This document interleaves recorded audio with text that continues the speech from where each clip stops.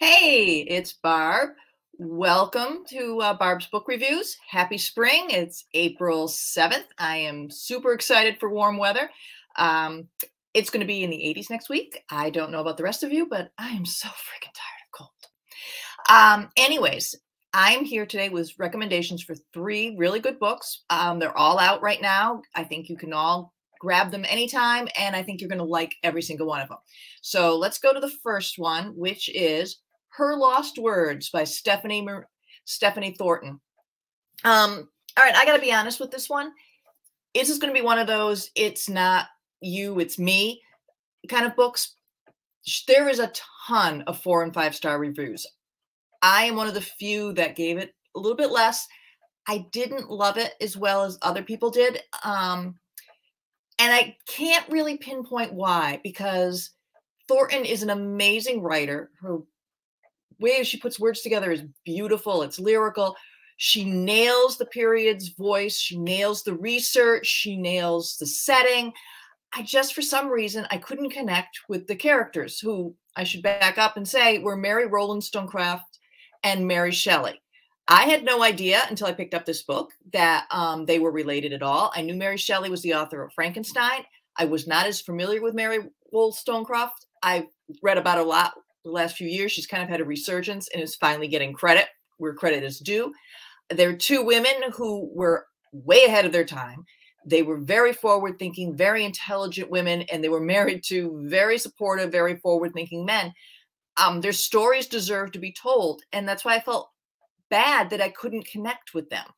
And that's why, again, I say it's a me problem, because I think people should read this book. I think they need to judge for themselves, because on the face of it, she did everything right.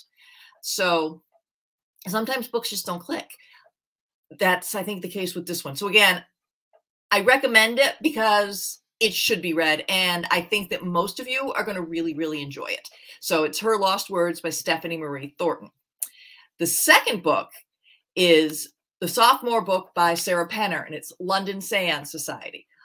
I went back and revised my Goodreads review on this because I originally gave it 3 stars, and then the more I thought about it, I wanted to give it 4, 4.5. Sophomore books are hard, and I think I did Sarah a disservice because I picked this book up right after The Lost English Girl, which was a fantastic book by Julia Kelly. And it's hard when you've read a book that you couldn't put down and you pick up another book and you end up unintentionally comparing. And I don't think that was fair. And the more I thought about it, the more I thought this book really was a 4, 4.5-star review book. It's a terrific book. It's got spiritualism. It's got a murder. It's got a little romance in it. It's got demons. It's got secrets and a mystery. I really was excited to read it, and she did a really great job with the mystery. You think halfway through the book, you think, oh, it's so obvious. I figured it all out. And she throws in a twist at the end that I did not see coming. I like, bravo to you, because I love when a book does that. I love when they totally surprise you and you think you know everything and you don't. So I really liked that part. I really enjoyed the romance between the 2 spiritualists. It's a very slow burn romance. It is a sapphic romance between 2 women, but it's a very sweetly done. It's very tender. I really wanted the romance to get together. I really wanted them to get together. So again, really read this. It's a really light read. It's kind of like Lost Apothecary in that it's a great read for a vacation or for a weekend when you're looking for something really fun. I say go with this. And I'm going to guess, based again on all the reviews, that I'm not the only one who liked it. I'm really looking forward to her 3rd book. Again, sophomore books are really, really hard, especially if your first book broke out the way hers did. So it's not fair because this is probably the first one she wrote under a deadline and all those other things. She is going to stay an auto buy for me, and I will buy her regularly. So I, again, really recommend it. And then the last book I so recommend. This one was Jeannette Walls' Hang the Moon. I did not read The Glass Castle. I have read reviews of it that have said that it's the perfect memoir and that anyone who wants to write a memoir should read it. It's been on my to-be read list for I don't know how long. Reason I picked this one up is, one, because it was Jeannette Walls, and I said, okay, I know she's supposed to be a great writer. The other reason was because it's about prohibition and a female whiskey runner. Okay, this is it's the story of a woman named Sally Kincaid. She's the daughter of Duke Kincaid, the most powerful man in the family, in the county. And he dies, and then all sorts of drama unfolds.